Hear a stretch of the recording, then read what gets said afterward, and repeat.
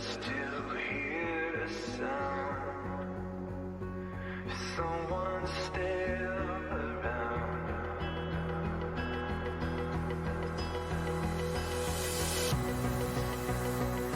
She heard me calling. She heard me say her name.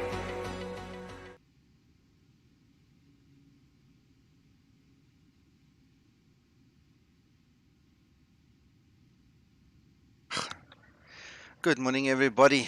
Sorry for the delay. It's one of those mornings I actually had to revert back to a non-beta on X-Plane because it gave me some issues earlier and then I needed coffee. So sorry for keeping you waiting. Flavio, good morning. Joshua, good morning, sir. Sinker, hello. Yoki, Ruan, who else are here? Good morning, guys. Sorry for the delay. Things happen. I did a flight on FS Economy earlier. After doing a update, Explain told me this morning that there's an update, a new beta. So I loaded the thing, and right at the end of the flight, the Explain just crashed. So I had to make a plan, get rid of it, revert back to non-beta. And here we are. We are at the new Just Sim Nice. I tell you what, this is a beautiful airport. This is really a beautiful airport. So how are you guys doing? Did you have a good week? Are you having a good weekend already? Do you guys have some nice plans? Let's know in the comments. John, you are live on air with us. Thank you for being here as well and fielding some of the questions there. I've got my coffee, so I'm ready. Then we've both got our coffee. Yeah, good stuff. So let's connect our GPU. I'm going to connect the ASU. I want to try this thing on stream. Alright. I was fortunate enough, Cloudy Box said during the week that he's going to put the proper air start unit in such a way at the front of the aircraft that we can use our ground services with it enabled, or without it enabled it shouldn't be in the way. So let's try that for this morning. Let's not use our APU for a change. Sinker, that sounds very good, man.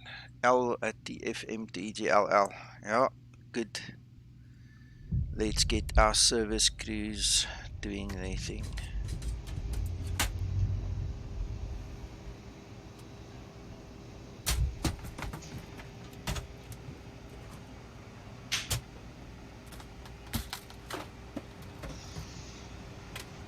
Alright, and I see we don't have our flight information. There we go, so that's in place now.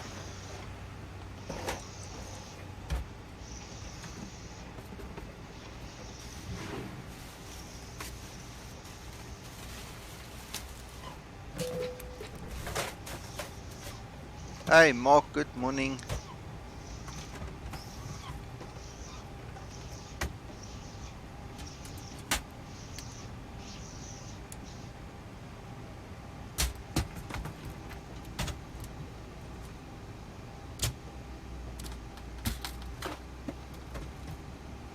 Go for it. Ask away.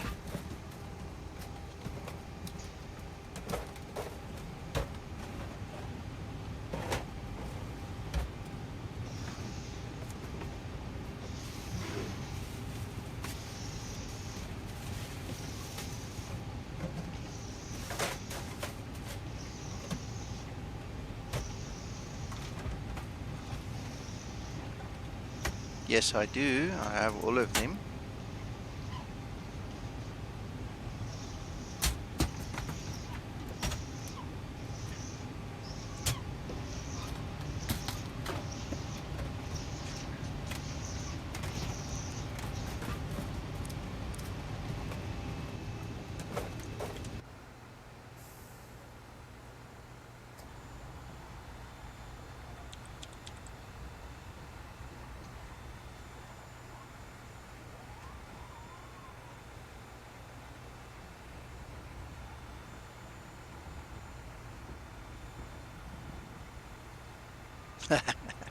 This placeholder AP is right underneath the fuel truck.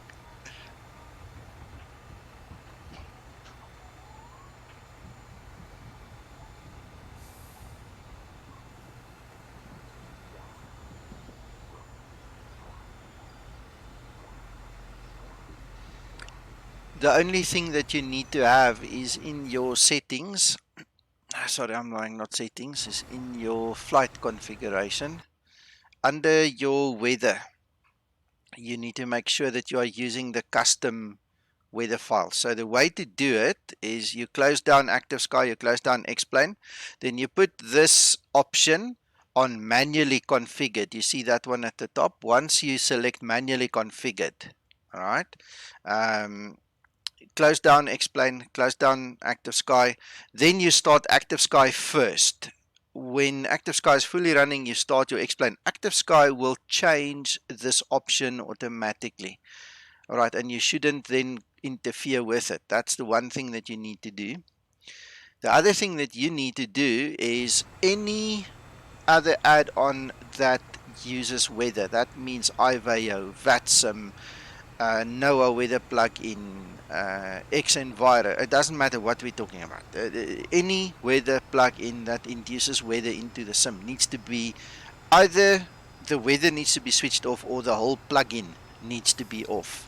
So it's up to you to go through that process. Once you've done that, Sinker, it should work properly. No problem.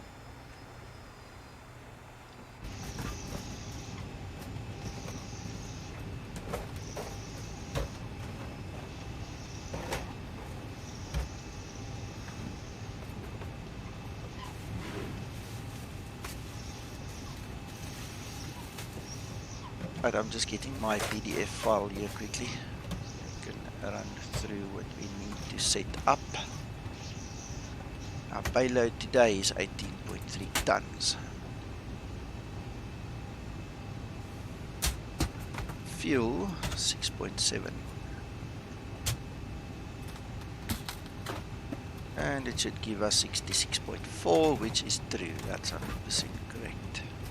Right, so that's all taken care of, and we can now focus our attention on the FMC. It'd be nice at some point to have a nice look at the air unit, I think, Nico.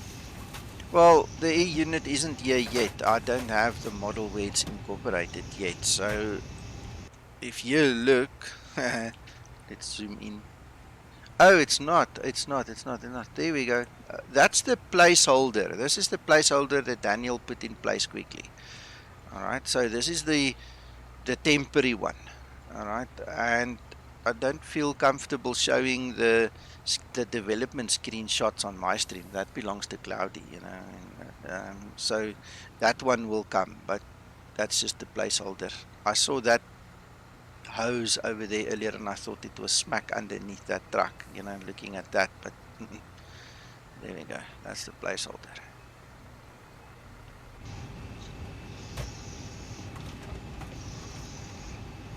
A few of us have watched Cloudy build this thing. Yeah. Amazing, amazing. Yeah. Magician.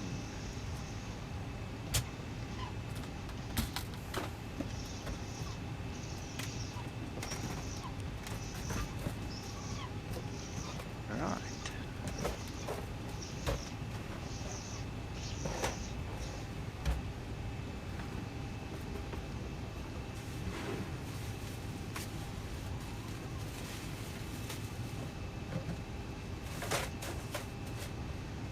Good morning, Liam. How are you?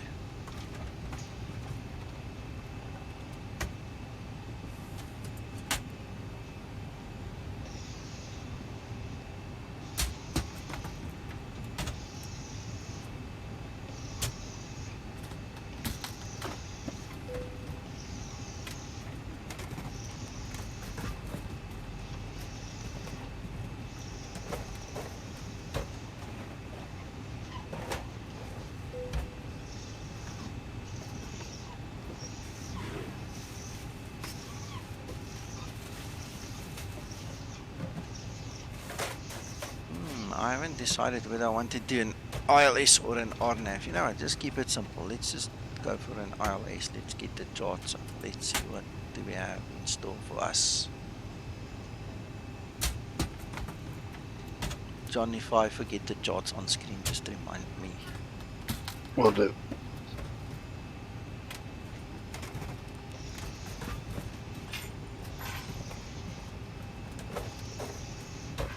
Right, so it's telling us the Lorry 1 Delta, something like that. Let's see if we can find that. There you go, that's the 1 Delta. Lauren, okay. Then our approach is on 4 left. Oh, that's a temporary one, we don't want that one. RNAV 04 left. Okay, let's do RNAV first and then we can ignore. Yeah. Then we can have the ILS as a backup. Why not? There is no ILS on 04 left. It's a VOR approach according to that. Then why did this thing give us an option for an ILS? That's a discrepancy between Navigraph and themselves. How's that for a joke? No, I don't mind. So we're going to use 1 Delta.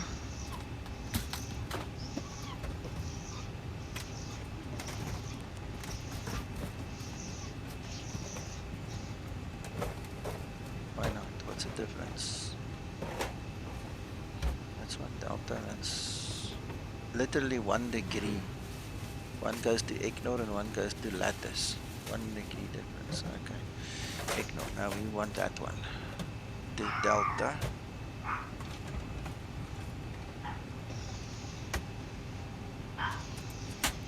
How it's telling us we've got a transition. That's interesting.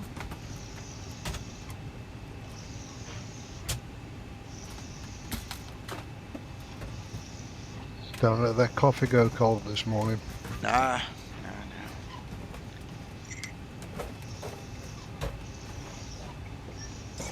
Yeah, thanks you guys for giving me those 5 minutes to just make this coffee. It really helps.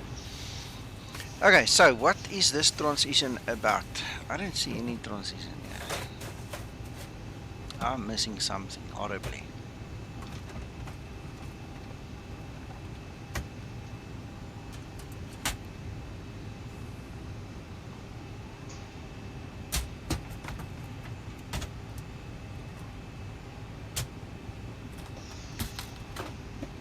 Okay, so we're coming in from Charlie Hotel, India, but now it gives us 2 options.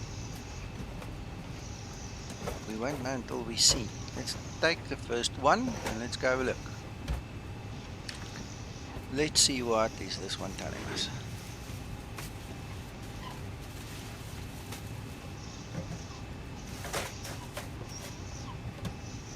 Okay, so it's got like a hold in there.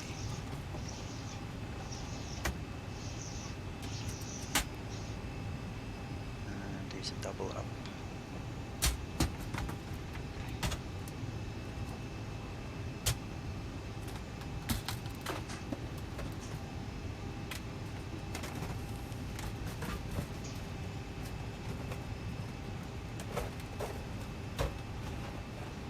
So it takes us kind of out of the way. It's not entirely as we planned it.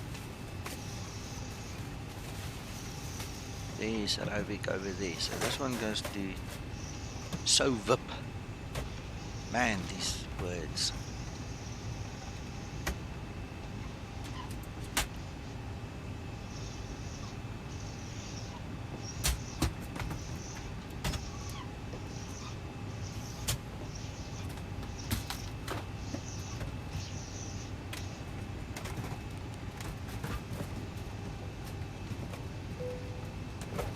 Get rid of that guy. Ooh, and then we have this funny situation, almost at 90 degrees again.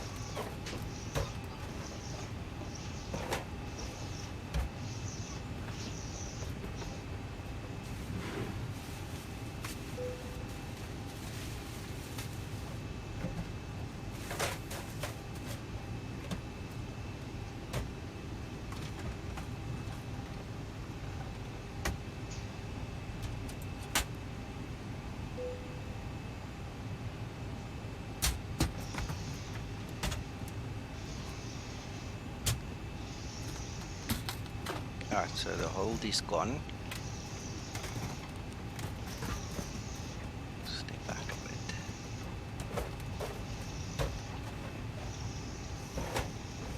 bit. We'll quickly do that little turn. That'll probably go away in flight. Unless page 2 has got the same. Nope, same waypoint. No, that's not there. Liam, sorry, I don't know if I actually answered you. I'm actually doing well, and it's nice to have you guys on stream with us. Let's have a look, see.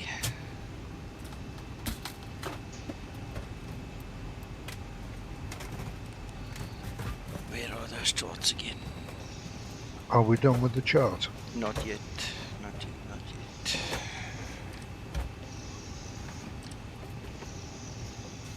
I'm busy fiddling, trying to match everything that I'm supposed to match. Papa Zulu 711 is 2,300. That's better. Yeah, there we go. That's Papa Zulu. That's correct. Alright, okay. Well, that seems to have done the trick there. Let's get rid of those charts now. And then have a look through again.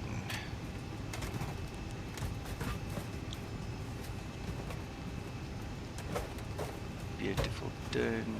Go straight. Right, that just looks fancy. That's very artistic. Right, so I got rid of most of the funniness that I saw initially. Just zoom out a little bit, see what those angles are like.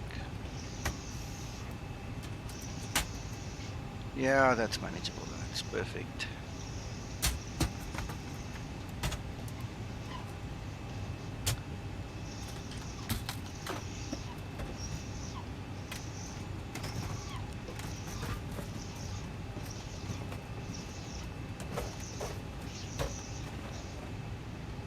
Alright, so it says that we shouldn't go beyond, that's its suggestion, to 80. So let's start to 8 and then we do a step climb later, if we can.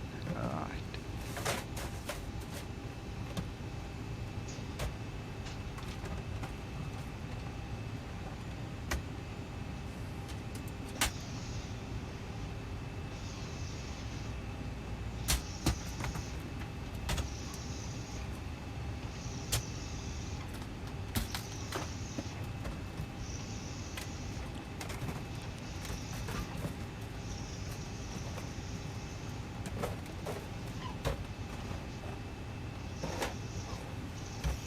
We'll do an normal climb. 35 on DSC temperature. Flaps 5. I'm not going to do all the math on the page 2, so we'll just take it. Face value. Right, 141, 142, 147. Perfect. Hey Dean, I'm doing well. How are you doing?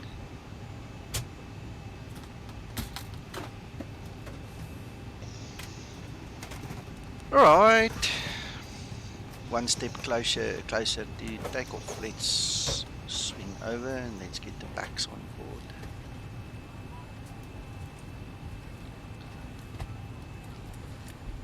Oh, you guys must forgive me when I'm busy concentrating, then I lose track of the text in the chat, but that's why John is here and why you guys just leave a message. I'll get back to you as soon as I possibly can.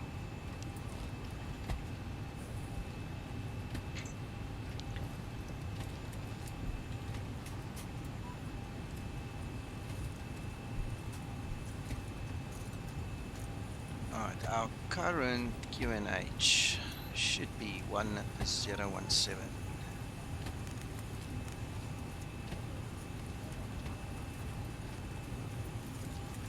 1017.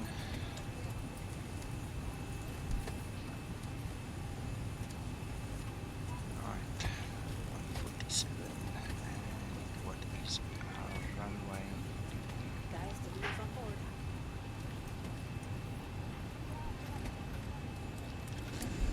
Ladies and gentlemen, from the flight deck, welcome aboard our flight today. We're wrapping up the final paperwork here. Should get you on your way momentarily. I want to thank you so much for your company and business. We invite you to sit back, relax, and enjoy the ride. Again, welcome aboard.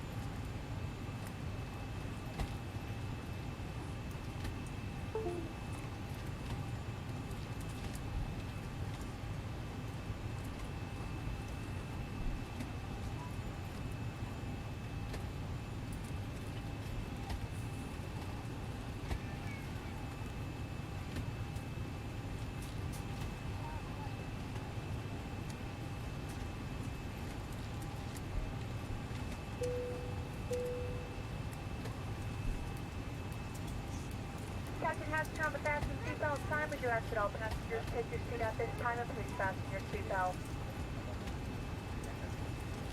Just as a reminder, we cannot leave the gate until all carrying items are properly put away. All overhead bins are closed and all passengers are seated.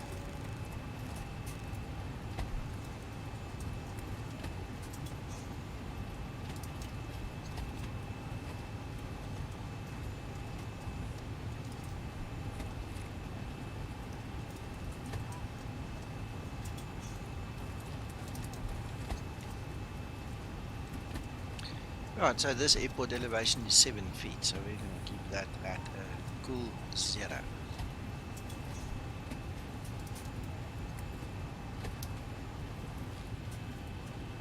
Oh, we said we're not going to use the APU. Right. Not going to do that then. Let's just run through a couple of these tests.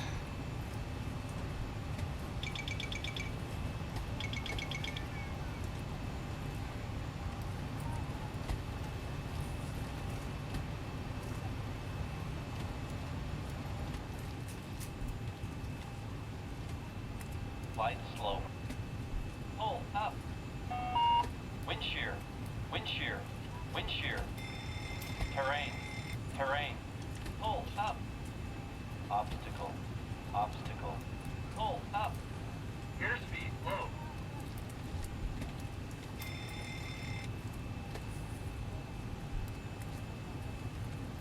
Adjust vertical speed. Adjust. Climb. Climb now. Climb. Climb now. Climb. Crossing. Climb. Climb. Crossing. Climb. Climb. Climb. Clear of conflict. Descend. Descend. Descend. Crossing. Descend. Descend. Crossing. Descend. Descend. Descend now. Descend. Descend now. Increase climb. Increase climb. Increase descent. Increase descent. Maintain.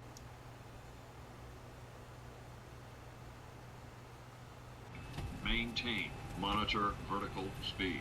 TCAS test. Pass. Ground to cockpit, please show me where you want to go.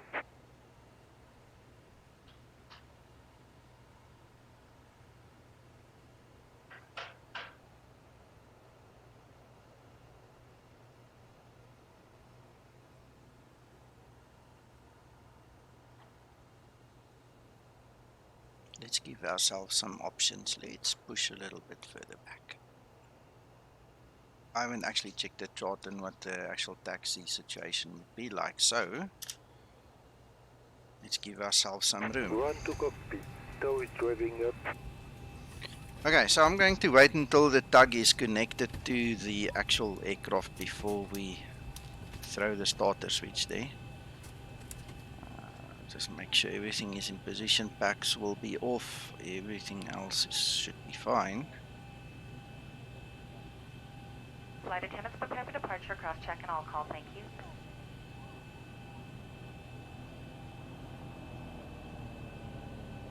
While we're waiting for these guys, I'm quickly going to just try to figure out how to taxi to the other point, to the runway holding point.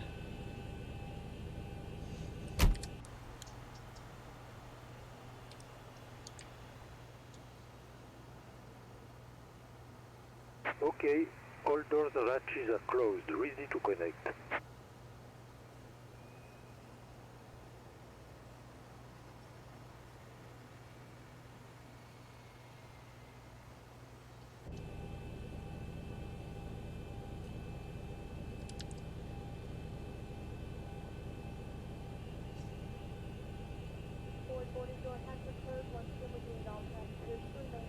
This time, please double check the security of your seatbelt. All electronic devices do need to be turned off and put away at this time. This does include all cellular phones and two-way paging. Alright, the outdoor is closed. Guys, as a matter of interest, I made a mention of this earlier this morning on The map has been inserted. Release parking brake. the Facebook page as well. My checklists are not 100% real world SOP. It's been adapted for flight simulation. So it will give you the whole real look and feel and flow. But one of the things that's very critical in my checklists is the fact that it triggers the FMOD, or it makes you do certain things that fits in with the FMOD. Depends on how you want to look at it. So for instance, I get this a lot. The guys complain. The flight attendant does not come and say she's ready. She does not close the door. The next thing doesn't happen. Next thing doesn't happen.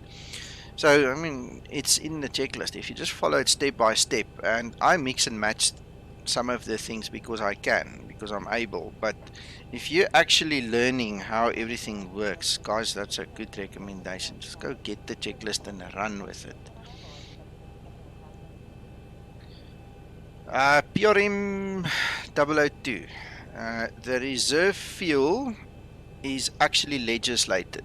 It is a legal requirement. ICAO says that you need to be able to fly for 30 minutes at circuit altitude above your destination. That is your reserves.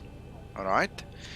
Some guys, and I'm not saying it's right and I'm the only one that's right and they are wrong or something like that. There is no right and wrong. Some guys add the fuel that is calculated by Simbrief or PFPX for the alternate airport into that mix. So if you look at my setup, let's quickly get that on screen while we're talking about it. This is my PFPX, and it's my Lido format that I amended for myself. It actually gives you the final reserve. That's 1.1 tons. It will give you 30 minutes. So that is legislated according to ICAO. You can actually Google that and verify that I'm speaking the truth.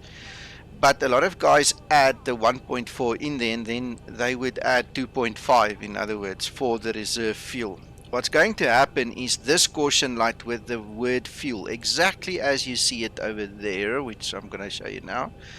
This caution light with fuel is going to come alive. It's going to shine in your face the moment you hit whatever you put in the FMC as your final reserve.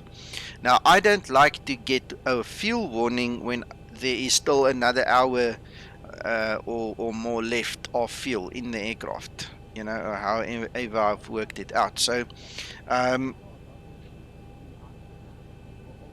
Liam, you've got it right there. I make allowances. All right, I actually added extra 45 minutes worth of fuel into my flight planning, because you never know when you need to hold. Now, I'm obviously not flying online now, so there is no ATC or other traffic or weather or anything that's going to bother me now. You know, it doesn't have an impact on me. But it's always good to add a little bit extra into the calculation there.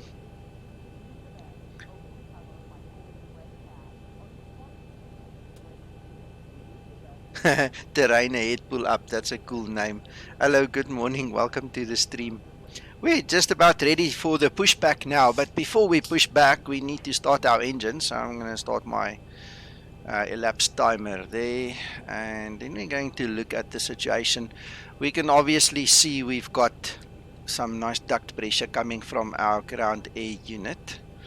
Alright, so our packs are off. We know that's fine, which means that we should be able to do this, we'll start engine number 1 first.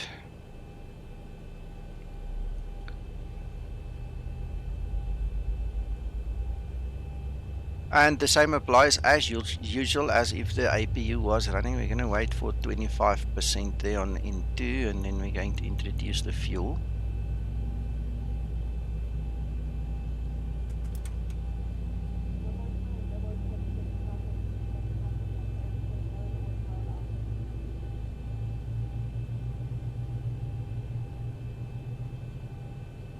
And then we're just going to wait for engine 1 to stabilize. There we go, engine 1 is stable. So we can now put power on the bus and go to continuous. Alright, so engine number 2 is imperative. Guys, please don't kill your ground crew. Don't start it yet. Alright, so what we're going to do, we're just going to release, first of all, get rid of the ground service. So get the ASU disconnected. We don't want to pull that with us, right? Then what we're going to do is we're going to release our parking brake and start our pushback. Starting pushback, and you may start engines.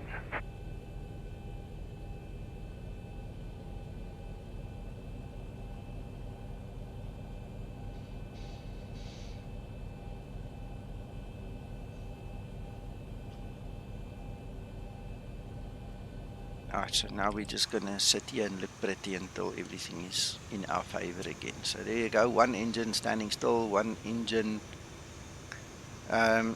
You cannot keep the GPU connected because then you're going to pull it. You don't want to pull it. What you do is you start engine number 1 and then you disconnect your ground power, your air starter, and then engine number 1 we're going to use a special way. It's going to be basically like our APU slash air feeder. So we're going to start engine 2 with engine 1.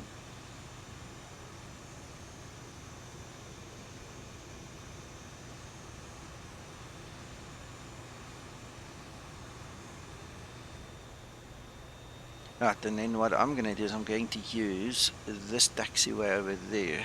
That will be Foxtrot 1. We're going to use that to taxi out, then turn left and go to our holding point.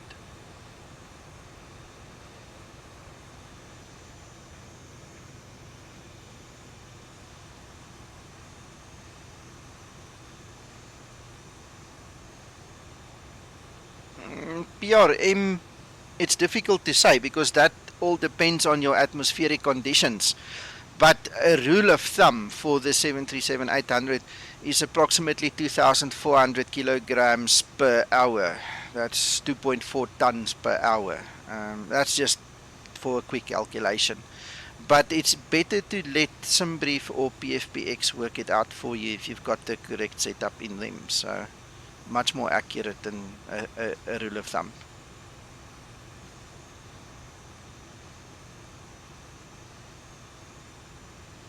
Liam, the 700 is going to be released later today or tomorrow. Audiobird did not give a specific time, it just said over the weekend. We are waiting also on the next version of the 800 that needs to drop same time. So we're going to have a lot of interesting new aircraft to play with just now, shortly.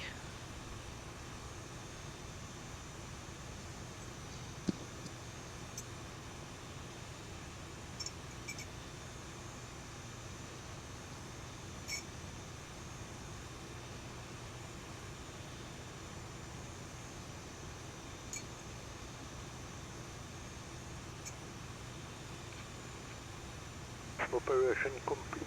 Set parking brake. Disconnecting tow. Standby.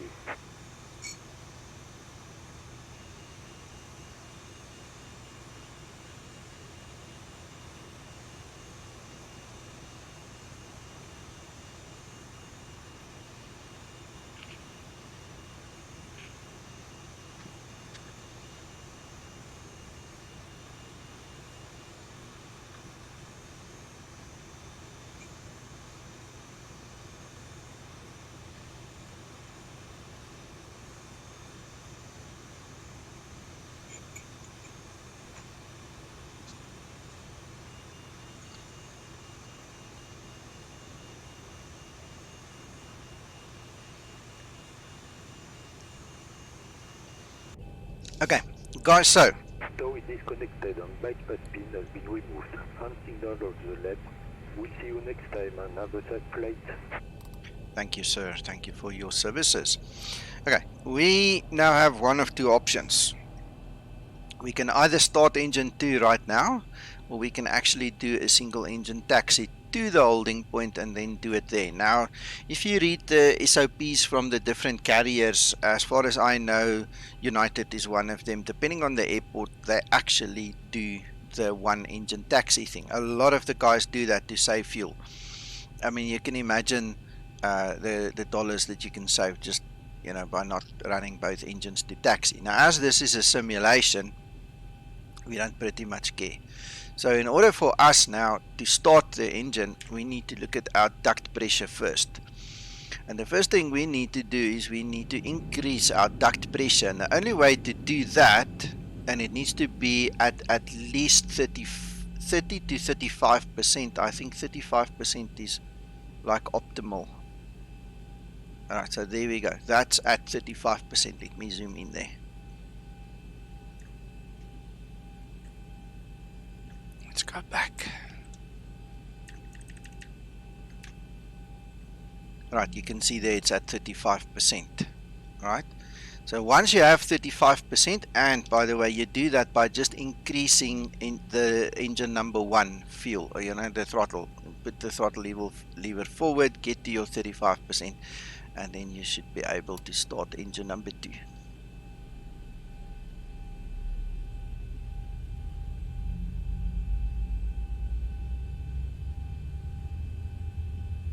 And then it's just the same story as always.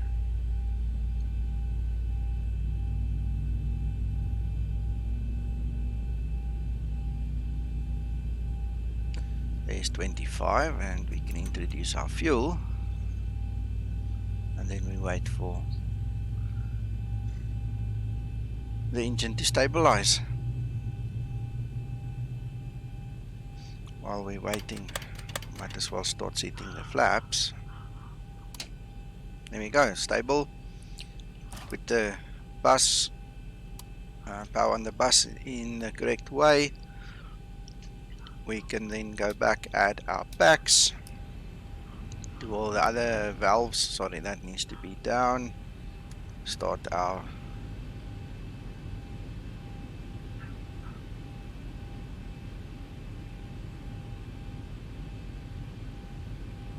PRM, yes, yeah.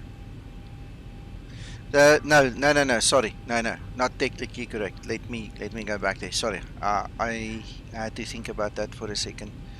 Let's quickly look at what we have. If you look at the trip fuel,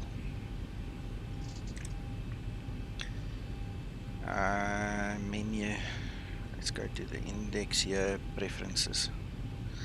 My planned fuel in this instance would be 2.2,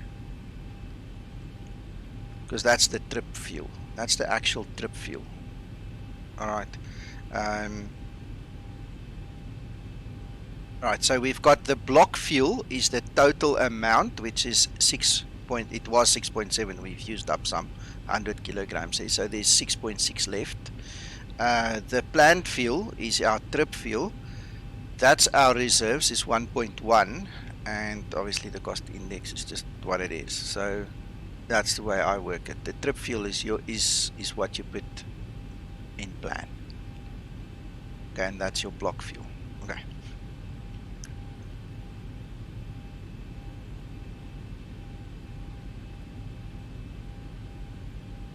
Okay, I think we're ready for the taxi now. Let's get going.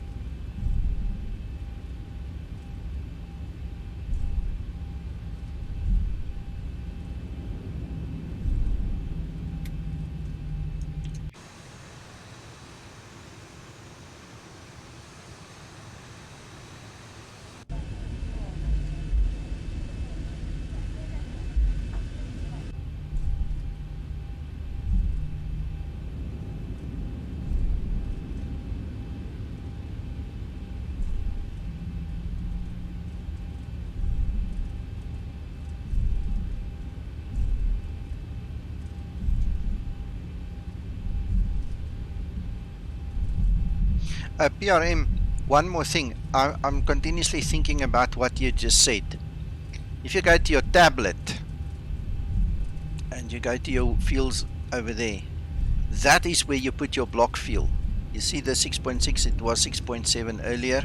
That's where you put your block field. You don't actually put it into the FMS or FMC.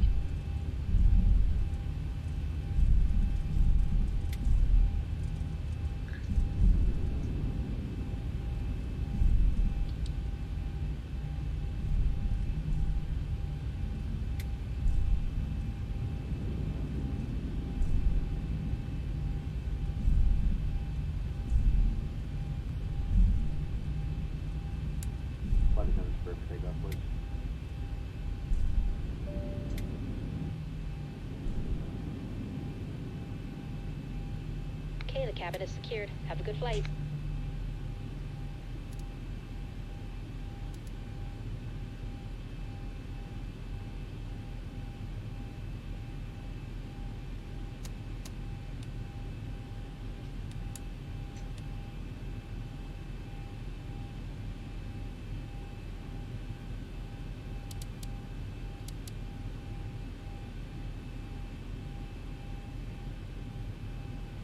Right, I'm ready.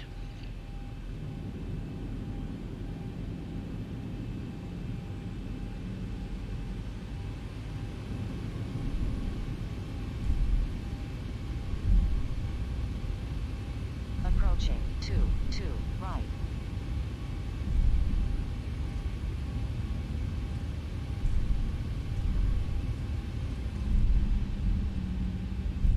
On runway 2 right.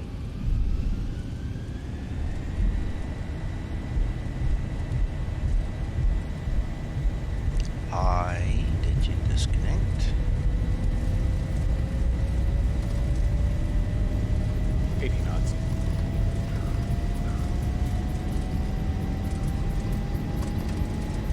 That's interesting.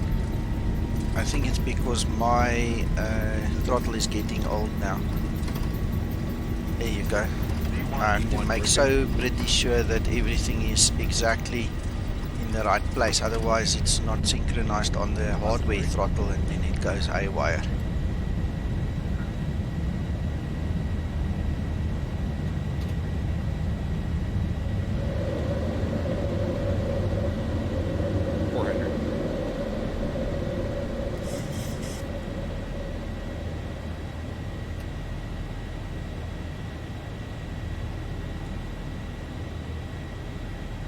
You are most welcome.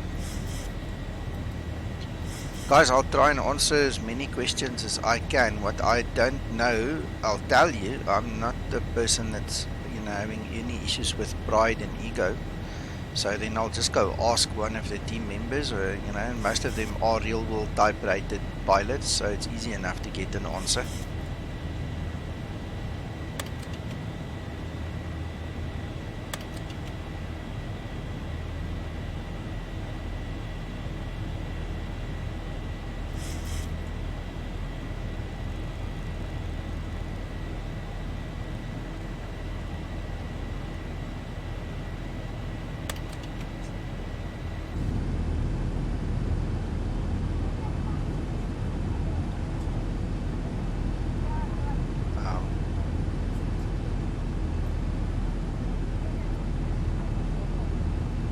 Okay, Liam, will do.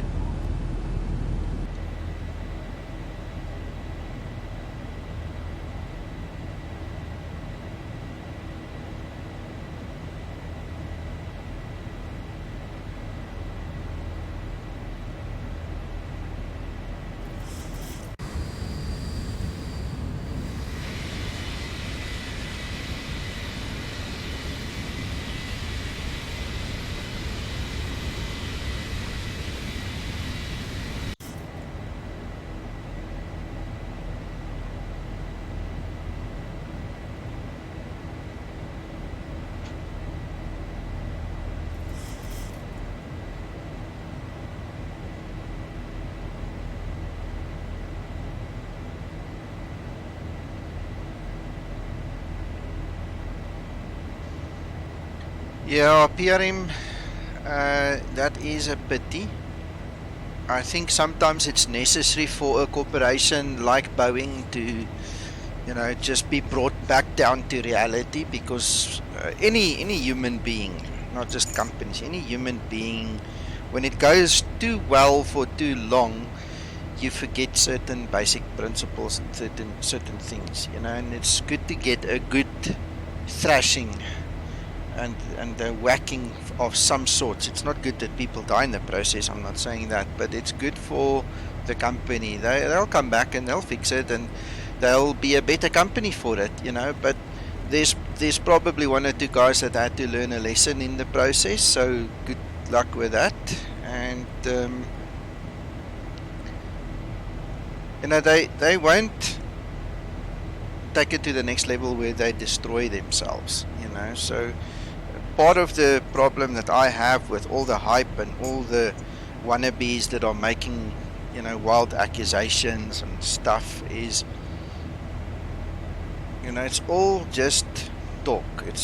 There's nothing that can be used in a court of law, so to speak. You know, theories don't cut it.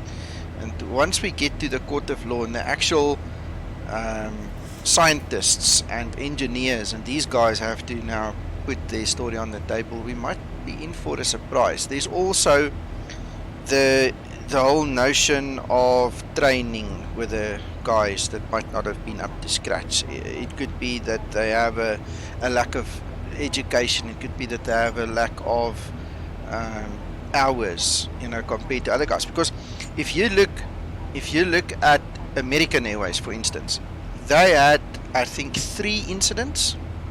Anyways, it could be much more. They usually don't tell us all the figures.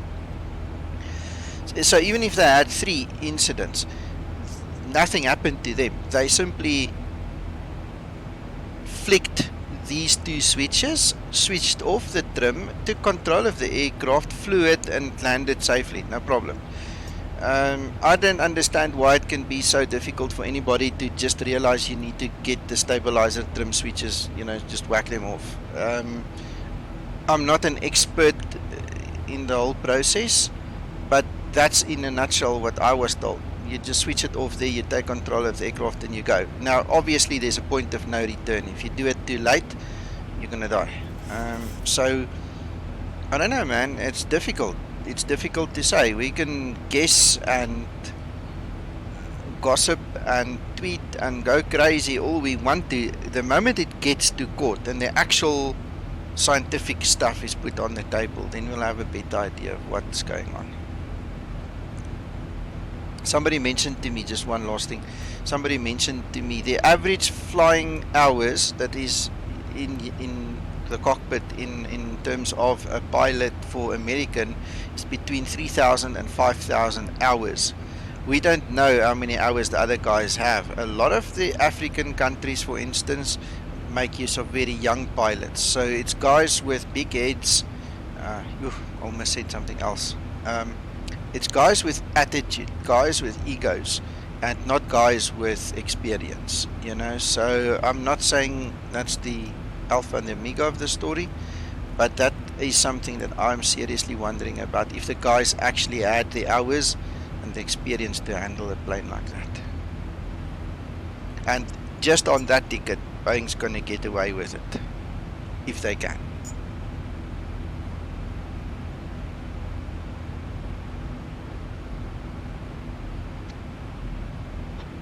But again, it's just my opinion.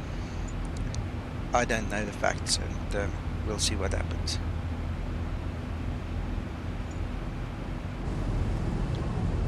If you think back a couple of years, I forgot to mention this as well, if you think back a couple of years, Airbus had the same nonsense with the A320. You can go Google that. Airbus lost many lives in the process of trying to get the Airbus A320 certified and usable and all those things. So people just forget it happens to the best of us.